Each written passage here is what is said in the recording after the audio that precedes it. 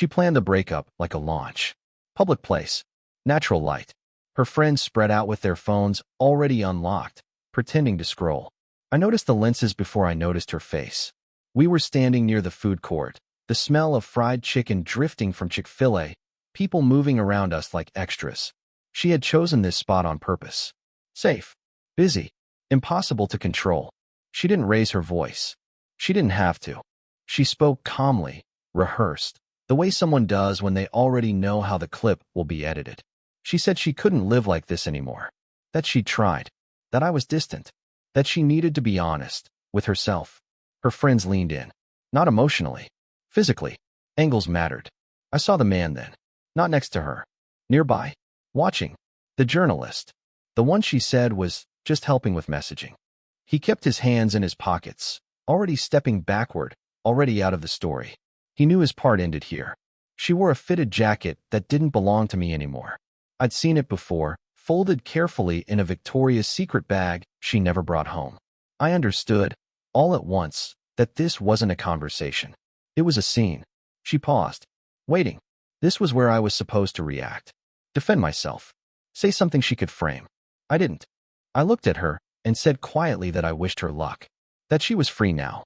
No anger. No questions. Her eyes flickered. Just for a second. That wasn't in the script. I walked away before anyone decided to follow. Not fast. Not slow.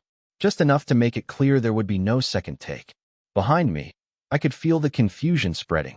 Phone stayed up a second too long. Someone whispered her name. She hadn't expected me to leave the frame that cleanly. In her version, I was supposed to unravel. Give her something emotional to work with. Silence doesn't cut well. That night, I didn't go home right away. I sat in my truck with the engine off, watching notifications stack up and then stop. She didn't call. She posted. A soft paragraph. Carefully vague. Words like growth and truth and finally choosing myself. The comments rolled in exactly how she wanted. Supportive. Outraged on her behalf. People asking what I'd done. That was when I saw his handle tagged in the replies. The journalist. He'd liked the post within seconds. Not commented. Liked. A professional distance. Enough to signal alignment without becoming part of the mess. It explained a lot. The sudden meetings. The rushed lunches she said were networking, usually right after a quick stop at Chick-fil-A. The way she'd started practicing lines in the mirror, adjusting her tone like she was pitching a story instead of living one. At home, the house felt staged, like a set after filming wraps. I opened a drawer looking for a charger and found the ring from K Jewelers still there. Never resized, never worn again, just waiting for symbolism that never came. I didn't confront her. I didn't need to. I turned on the PlayStation, not to play, but to sit with the controller in my hands and let the noise drown out the urge to speak. That was the first time I understood the real shift. I wasn't angry. I was already stepping out of her story. By morning, the narrative was everywhere. Not headlines, not yet, but the soft kind of spread that looks organic. Stories reposted by friends of friends. Screenshots framed as concern. Someone asking if I was okay, already assuming I wasn't. I didn't respond to any of it. Instead, I went to work. Elevators. HVAC reports. Contracts that didn't care about optics. I've spent my life keeping systems running so no one notices them. That's skill transfers. Quiet work. No applause. Around noon, curiosity caught up with me. Not jealousy. Pattern recognition. I opened our shared tablet, the one she used for planning. Tabs still open. A draft folder with file names that weren't subtle. Timeline. Key beats. Suggested angles. The journalist's notes sat right there, clinical and detached, breaking down how to frame emotional distance without assigning blame. There were receipts too. Not romantic ones. Strategic ones. Calendar overlaps. Payments marked as consulting. Lunches synced with content drops, almost always after a stop at Chick-fil-A. Efficient. Predictable. At home that evening, I noticed what had changed. Her side of the closet was curated now. Outfits grouped by tone, not occasion. Camera ready. The house wasn't shared space anymore. It was a backdrop. In the bathroom drawer, I found a small box from Zales. Still sealed. An impulse replacement for a symbol she'd already emptied of meaning. She hadn't even opened it yet. Just bought the idea of it. I sat on the edge of the bed, controller idle in my hands, the PlayStation menu looping softly. That was the moment I stopped thinking in terms of betrayal. This wasn't an affair. It was a production, and I had already walked off set. I didn't announce anything.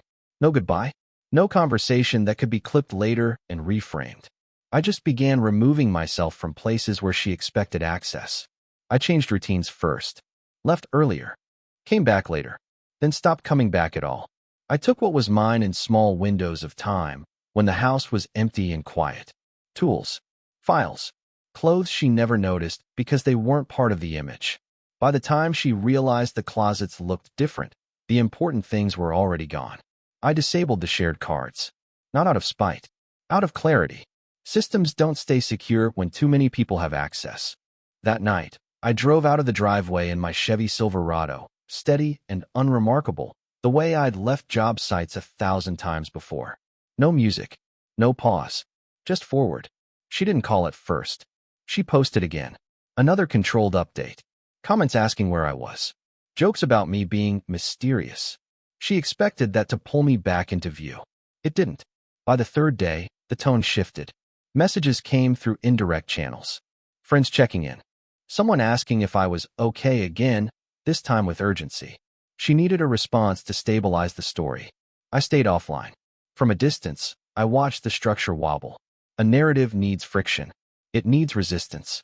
Without it, it collapses under its own polish. I wasn't hiding. I was just no longer available. And for the first time, the silence wasn't empty. It was active. The journalist disappeared right on schedule. No tags. No sightings. No more likes. He got what he needed and stepped out clean, the way people do when they're done extracting value. That was fine. He was never the center of it anyway. What mattered was how fast her confidence started to slip without opposition. She tried escalation. A longer post. More detail. Carefully placed vulnerability. She framed herself as calm, grounded, moving forward. The comments slowed instead of spiking. People need conflict to stay invested. Healing doesn't trend without a villain. At night, I stayed exactly where I was. No scrolling. No lurking. I spent my evenings the same way I always had when I needed my head clear, sitting in silence with the PlayStation menu humming in the background, controller untouched. Noise without conversation. It kept me anchored. At work, I noticed how familiar this felt. When systems fail, it's rarely dramatic. Pressure drops first, then small alerts, then the cascade. I recognized the pattern unfolding around her. She started reaching sideways. Mutual friends, work contacts, people who had nothing to do with us but were close enough to pass along reactions. She needed proof that I still existed somewhere she could point to. I didn't give it. One afternoon, someone mentioned seeing her rushed and distracted, grabbing food at Chick-fil-A, phone in one hand, rehearsing sentences under her breath. Not to me, to the air, practicing lines that no longer had a scene. That was the shift. Her story was still playing, but the audience had started to look away. And without realizing it, she had begun performing alone. The shift became visible before it became loud. That's how social pressure works. It doesn't confront you. It steps back and lets the absence speak. She showed up to a small gathering she'd insisted on keeping. Same people, same circle. She wore confidence like a costume, something structured and familiar, the kind she used to buy without thinking at Victoria's Secret when the camera mattered more than comfort. But something was off. No one leaned in. No one asked questions that would let her retell the story. They'd already heard it. What they hadn't heard was me. Someone made a comment, not sharp enough to quote, but sharp enough to land. A casual observation about how quiet everything had gone. How strange it was that I hadn't posted once. How calm that looked from the outside. The kind of remark that sounds neutral but shifts the room. She laughed it off. Too quickly. Later, another friend mentioned the ring. The original one. The one from K Jewelers that everyone remembered because it had come with a story she'd told more than once. She said she was thinking of replacing it. Maybe something new, something symbolic. She even hinted at Zales, like swapping objects could reset meaning. No one followed up. That was the social break. Not rejection. Recalibration. People don't side with drama forever. They side with stability when it appears. I heard all of this secondhand. I stayed where I was. No statements. No clarifications. By refusing to compete for the narrative, I changed it. Without realizing it, they started asking a different question. Not what she escaped from, but why I had no need to explain myself at all. That was when she finally reached for me directly. Not publicly, not performative. Private messages that didn't know how to sound without an audience. Short at first, neutral, then longer, confused. She asked if we could talk, just to clear the air. Said people were starting to ask questions she couldn't answer. I didn't open them. Silence does something strange when it lasts too long. It stops feeling like punishment and starts feeling like a verdict. I could tell she was checking timestamps, trying to calculate whether I'd seen the messages and chosen not to respond, or if I'd vanished completely. From the outside, my life had gone quiet. No photos, no updates, no shared spaces. In reality, it was steady, predictable. I'd come home, make food, sit down, and let the soft glow of the PlayStation fill the room without demanding anything from me. No explanations, no reactions, just time moving forward. She, on the other hand, began circling familiar places. People mentioned seeing her alone more often, phone in hand, lingering too long in parking lots. Once, someone noticed her sitting inside a Chick-fil-A, untouched food cooling in front of her while she rereads something on her screen. Probably my last unread message. That was the isolation she hadn't planned for. Not abandonment. Irrelevance. I wasn't cold. I was unavailable. And the more she tried to reach me, the clearer it became to everyone else that the story she'd prepared no longer had a second voice. Only echoes. That's when she understood she'd lost control of the ending. We crossed paths once. Not planned. Not dramatic. No cameras. Just coincidence stripped of context. It was outside a building I used to manage. She was there for a meeting that suddenly mattered less than seeing me step out into daylight. She froze. I saw the calculation hit her face immediately. This wasn't a message she could control. This was real time. She said my name. Soft. Careful. Like volume might decide the outcome. I stopped. Not because I owed her anything, but because I wanted to see what was left when the script ran out. Up close, she looked tired in a way no lighting fixes. The confidence she wore so easily online sat unevenly now. The jacket was familiar, something I remembered her buying for appearances, the kind she used to justify as workwear, usually folded neatly next to bags from Victoria's Secret. She tried to explain without explaining. Said things had gotten out of hand. Said people misunderstood. Said she never meant for it to turn into this. Her words circled, searching for a reaction to anchor to. I gave her nothing. I didn't argue. I didn't correct the record. I didn't ask about the journalist or the posts or the silence. I told her I hoped she found what she was looking for. That was it. She waited for more. For emotion. For anger. For forgiveness she could frame as growth. It didn't come. I walked to my car and drove off, watching her grow smaller in the mirror until she was just another person standing still while traffic moved on. That was the confrontation, and it ended without closure she could use. After that, things unraveled faster. Not publicly at first. Quiet losses stacked before they show. Her engagement numbers dipped. Nothing dramatic. Just enough to make sponsors hesitate. People stopped asking follow-up questions in interviews. The journalist never circled back. He'd already moved on to the next story with sharper edges and better conflict. Without a visible opponent, her arc stalled. Friends pulled back too. Not out of loyalty to me. Out of exhaustion. There's a limit to how long people invest in a crisis that refuses to evolve. She tried reframing again, softer this time. Reflection. Lessons learned.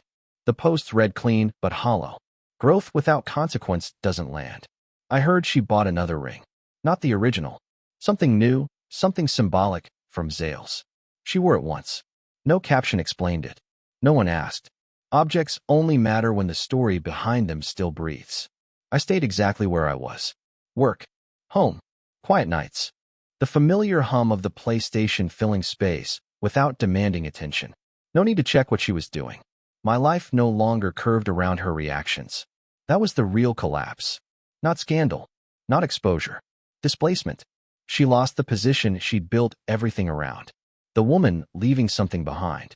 When I didn't chase, didn't argue, didn't explain, there was nothing left to push against. Her ending depended on my presence. And by the time she realized that, I was already living somewhere else entirely. The last time I heard about her, it wasn't from a post or a mutual friend trying to translate emotion into updates.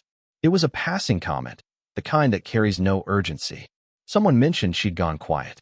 Not offline completely, just careful. Like someone who finally understood how loud silence can be when it isn't yours. I didn't feel relief.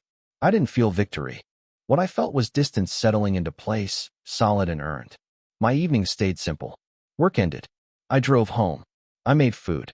Sometimes I let the PlayStation run its menu loop while I sat there, thinking about nothing in particular. No second screens. No reactions to monitor.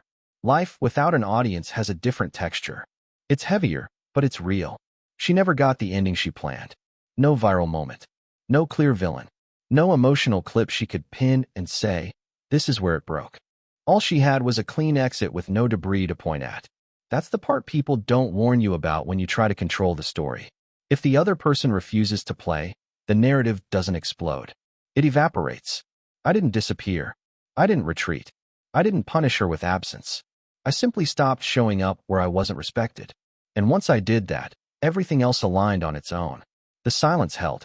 And for the first time, it wasn't hers to manage. What would you have done in my place? If the story hit you, leave a like. And don't forget to subscribe. It only gets stronger from here.